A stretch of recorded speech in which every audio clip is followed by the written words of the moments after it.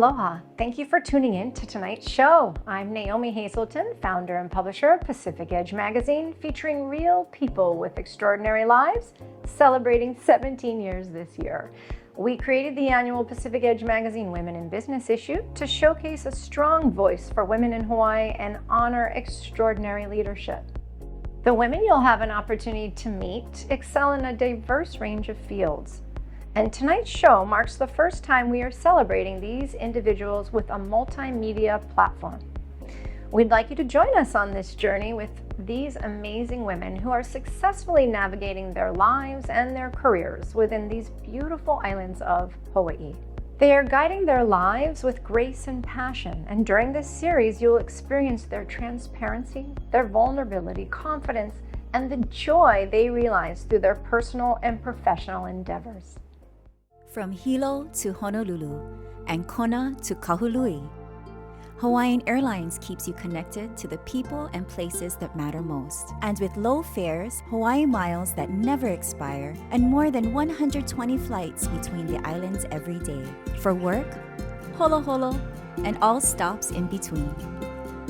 We are the airline dedicated to getting you there and then back home again.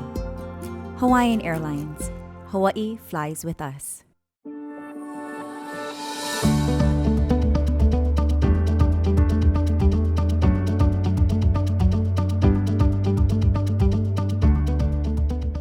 Welcome back to Pacific Edge Magazine. Really exciting time because we are sitting down with a very special guest. This is Jill Kobayashi. She is the Senior Director of U.S. Sales and Community Relations with Hawaiian Airlines.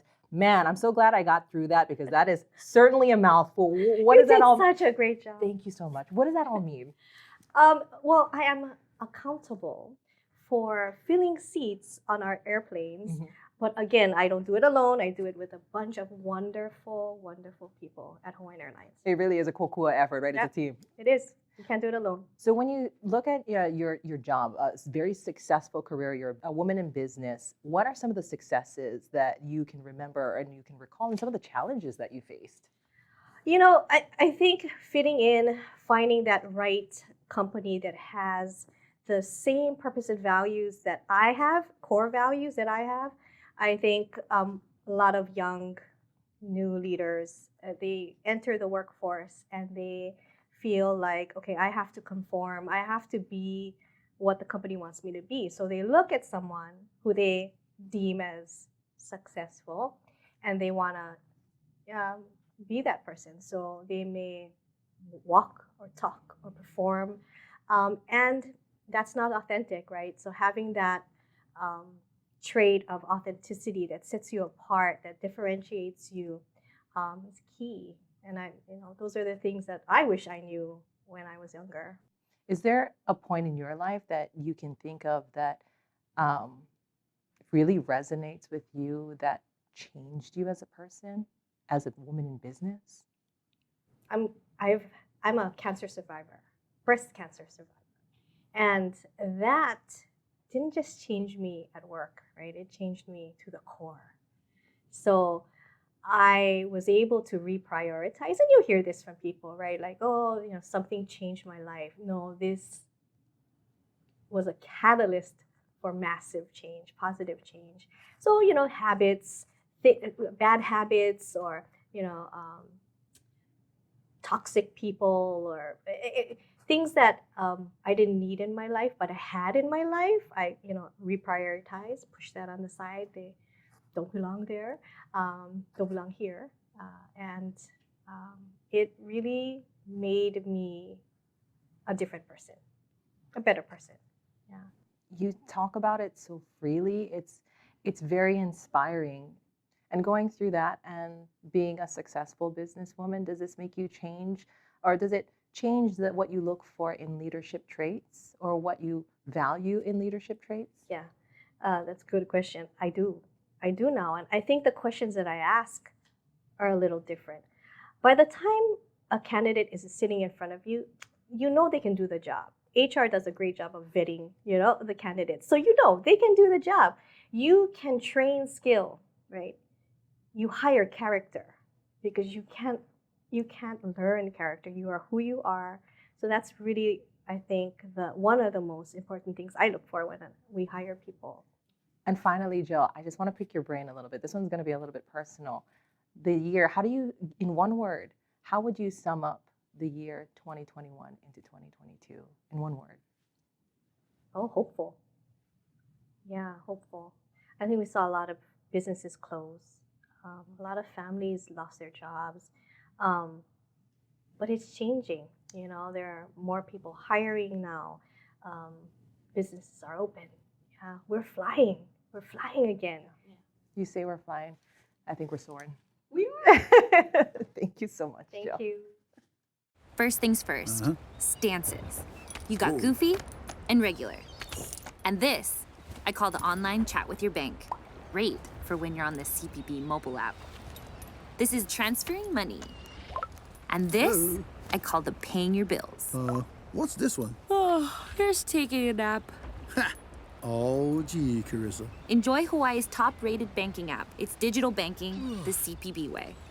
Central Pacific Bank. Do you know what I love about being a student at Marino? Waking up every morning ready to start the day. Beyond preparing me for college, Marino is preparing me for life. We are a community that is nurturing and welcoming. A community that values academic excellence and faith. At Marino, the future is yours!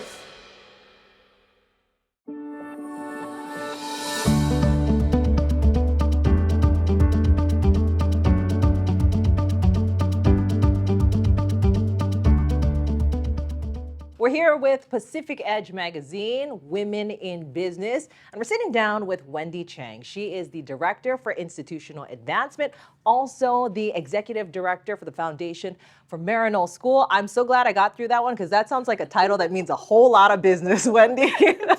Thank you, and I'm sorry. It's a mouthful. What does it all mean, though? So here at Marino School, it means that I take care of all fundraising for the school, but I also manage the Foundation for Marino School, which is a separate 501c3. It's a whole lot of work, sounds like. Yes. What do you find most that you enjoy about the work that you do? You know, as a fundraiser, what I love most to do is to connect people to whatever organization it is that I'm working at. And as a fundraiser, I just love being able to take our donors on this philanthropic journey. I love watching them being able to see what kind of a difference they can make when they donate and being able to thank them. Truly, I just have the best job in the world. You're connecting people, you're connecting your student, your faculty Right. with all these people in the community. Now, as a woman in business and as a leader within the Marino community, within the institution, what do you think makes a strong female leader? Yeah, you know, a strong female leader to me is someone who can use her voice to stand up for herself and stand up for others, but is also not afraid to be able to keep the things that make her a woman. So, you know, knowing that being compassionate and being kind, you know, things that are typically a feminine trait, don't make her weak. It actually is her strength. And I think that the strongest female leaders, I actually think the strongest leaders that we have a balance of strength and kindness and compassion if you are in a position of leadership. You know, 2 years of the pandemic has been really challenging, not just for the community here at Marino, but I think across the world. Do you think that the pandemic has changed you as a leader? How do you think that?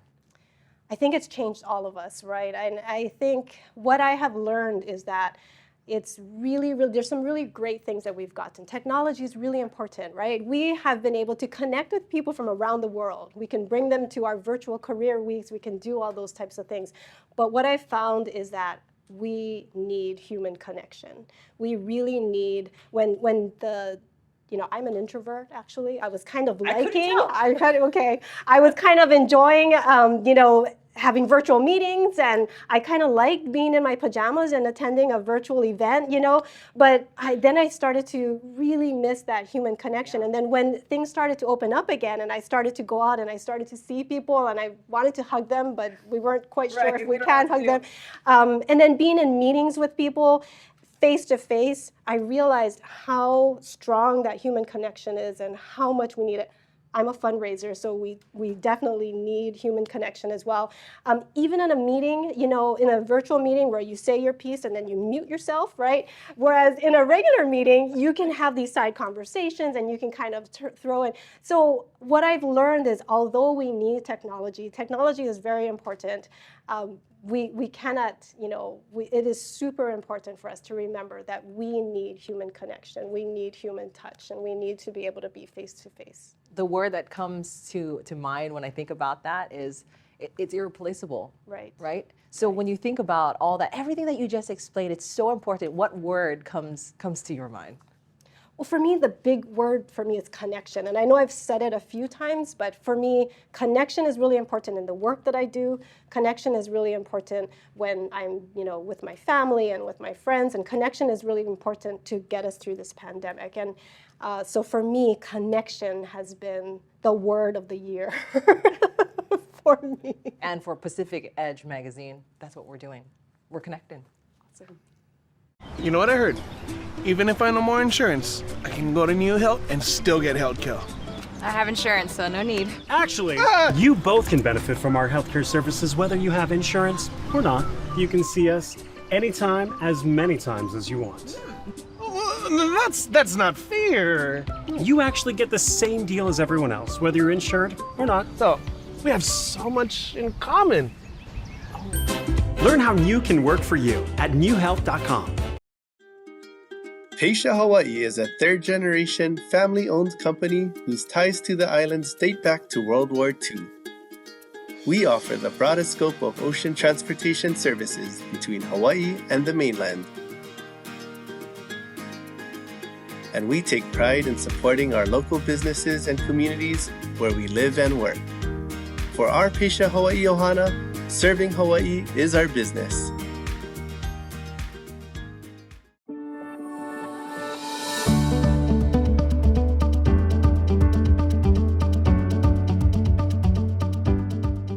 Well, I'm here with Nalani Jenkins. She is the president of 721 LLC. Now, many people know her as a businesswoman, as an entrepreneur, a musician, a philanthropist, most recently a political candidate.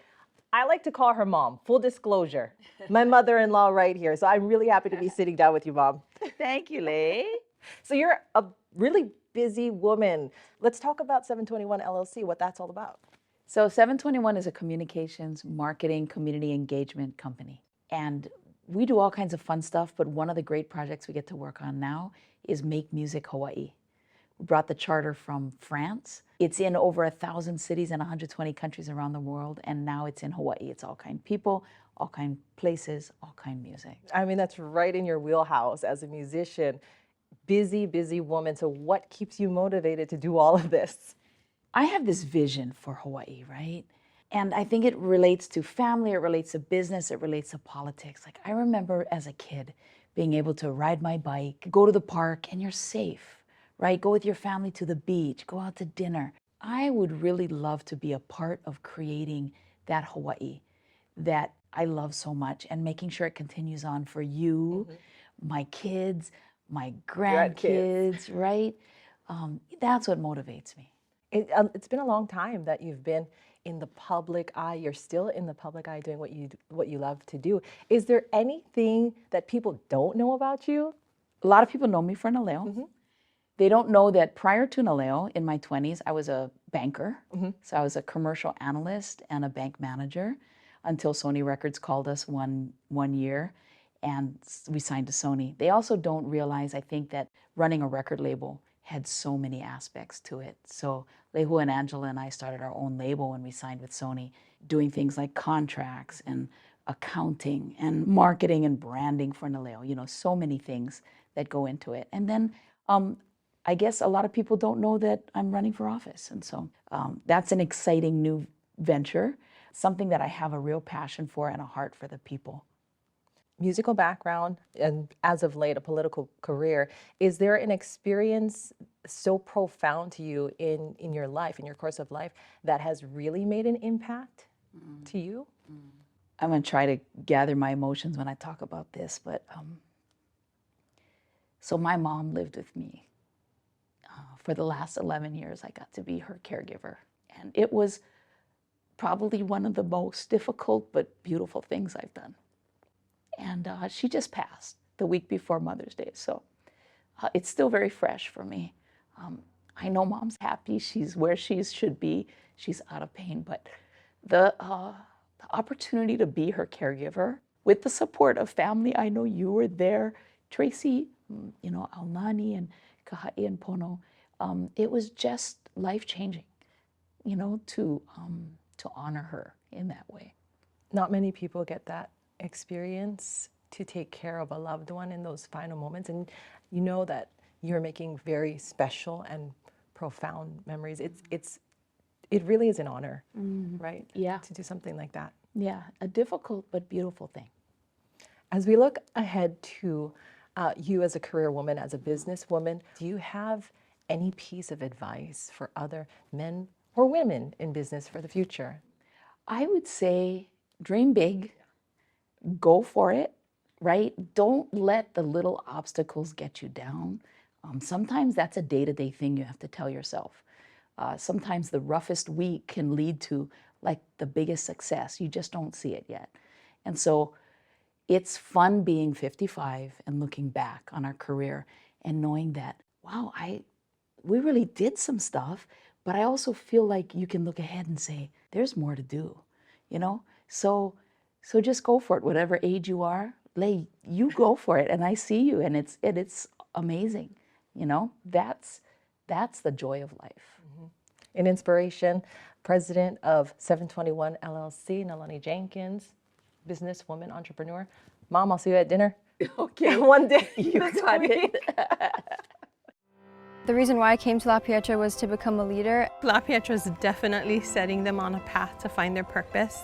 I don't think we would be here if we didn't have the financial aid, and I feel like they invested, we also invested. La Pietra really idolizes their students as leaders. That really helped me a lot to gain my confidence and to chase after my passions. It made me a better learner, that whatever I can do in life, I'll do it better.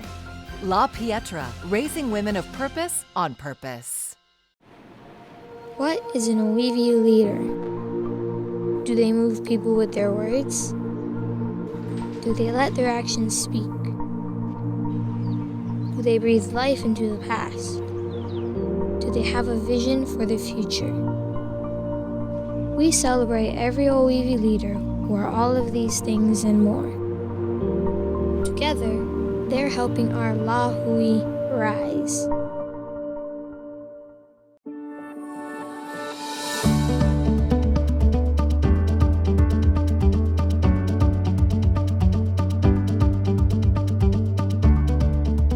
We are here for Pacific Edge Women in Business, and right now I'm sitting with Connie Burgess. She's the Director of Community and Government Relations for Kamehameha Schools. We're at Kapalama campus right now. Connie, I'm very, very happy to be sitting with you. Thank you for taking time to be with me. I want to get straight into it because as I say your title, it sounds like there's a lot of weight and a lot of responsibility to your role here at Kamehameha Schools. So what is it all about? Overseeing the lobbying strategy for Kamehameha Schools, my team's kuleana is to ensure that we're working with the community, the Native Hawaiian organizations and leaders, and we're identifying together how to support one another, how to uplift the plans and strategies and efforts of each Native Hawaiian organization. And then we lobby together, we advocate together, and we do it in unison as a collective. And that's not an easy task, but it is great. It's fun. It's for sure an effort that brings fulfillment to my day, fulfillment to my life. And yeah, so thank you. Lot of work, a lot of dedication goes into what you do. When you look at the legislative session for this year, just recently closed down, but what would you say is the priority of legislation that you folks worked on and pushed through this year? Okay, so in this year, in 2022, it was an exciting year, as you might have seen in the media, unprecedented year for Native Hawaiians, and appropriations for DHHL, appropriations for the Office of Hawaiian Affairs. And for us, our priority bill was HB 2000, which appropriated $200 million to increase access to early learning for every child in Hawaii. And so that's just the initial funding, and that appropriation is intended to create, establish brand new classrooms or retrofit, renovate classrooms to serve early learning students. So therefore, by the year 2027, at least 50% of every unserved 3 and 4-year-old will have access to early learning or public education in early learning. And by the year 2032, 100% of every unserved 3 and 4-year-old will have access to early learning in the public school system. That's amazing. I feel like it's so needed. And it feels like this is a passion project for you. Very passionate about this. And when we say Hanai I ke keiki ola kalahui, we mean it. I mean, the children are at the center of every decision we make. And you can see it. I think you have a really great head on your shoulders to use your influence and your position to bring about change. You have this great voice, this strong voice to do that. And if your voice could go back in time and speak to your younger self, I mean, being a woman in business as you are, and very successful in my eyes, if your voice could go back to that younger Kau'i, what would you tell yourself? I would tell myself to prepare to do great things, to surround myself with mentors, people who can speak words of life into me, to provide guidance. I tell myself to journal more and just prepare for greatness. For the up-and-coming generation of women leaders, of women who are coming into the business field of the future, what do you say to them as they watch you? I say, just know that you can be great. Know that you will do great things and prepare for it. Do it. We need you. Prepare. Prepare. The business owners. The ones who burn the midnight oil and see the sunrise. Those who carry the weight of the world on their shoulders, but never their faces. The hand wringers, the bean counters, game changers, and miracle workers. The ones who have everything on the line. Their property, equipment, the people who count on them. We protect all of it. Hemic.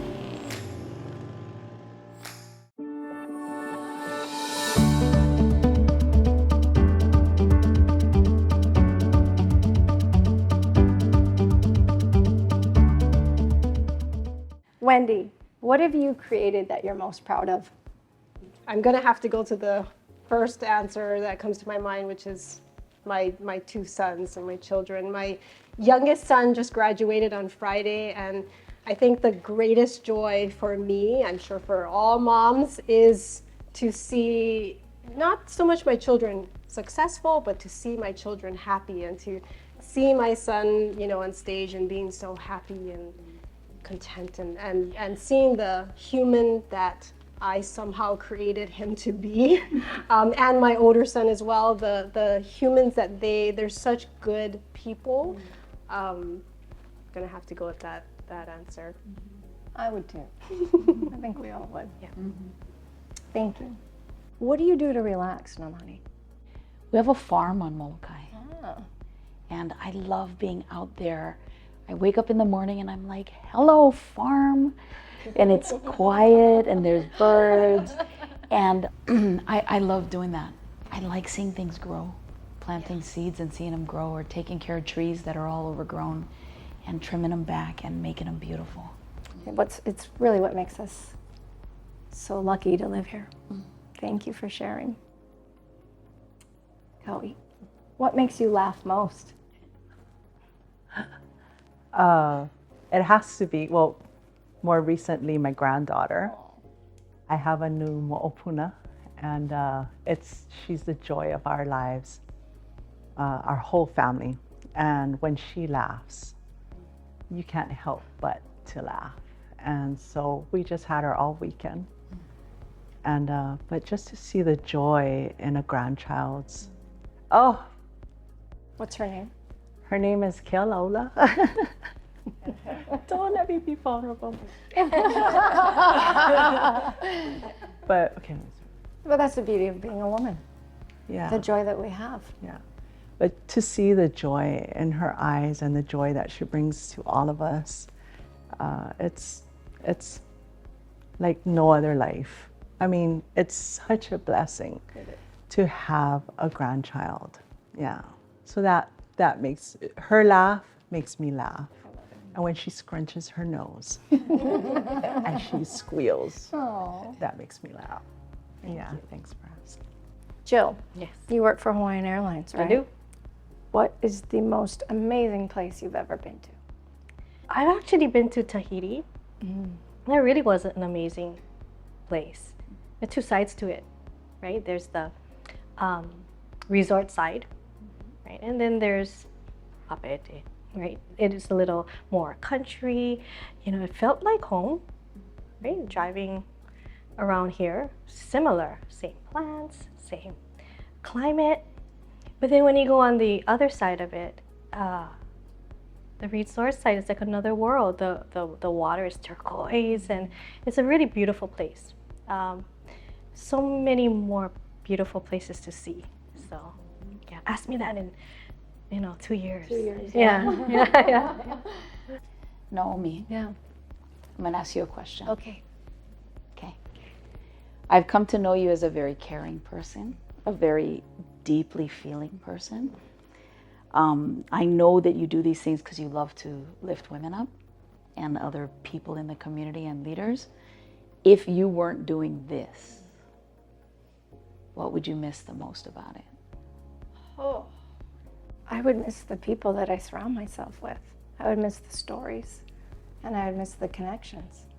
And you're right, I feel energy, I feel empathy. I want people to feel good. I want them to shine. But at the end of the day, I would miss the interaction that I had with each and every person that I've come in contact with. Because it's all unique and different, and everyone is special. I got one in on you. You sure did.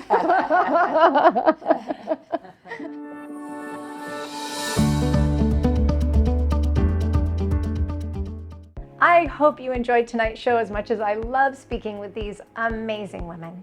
They are fearless leaders, brilliant risk takers, and they're super ready to get out of their comfort zones, while still at the same time understanding who they truly are. Stay tuned for our next series, Women in Philanthropy, and tune into our podcast, Women Who Soar, on Spotify. Make sure you follow us on our social media for upcoming events, TV series, podcasts, and our upcoming issue of Pacific Edge Magazine. At Pacific Edge Magazine on LinkedIn, and Pacific Edge Magazine on Facebook. If you'd like more information about our company, our events, and our publications, such as Green Magazine, please visit pacificedgemagazine.com and greenmagazinehawaii.com. Aloha.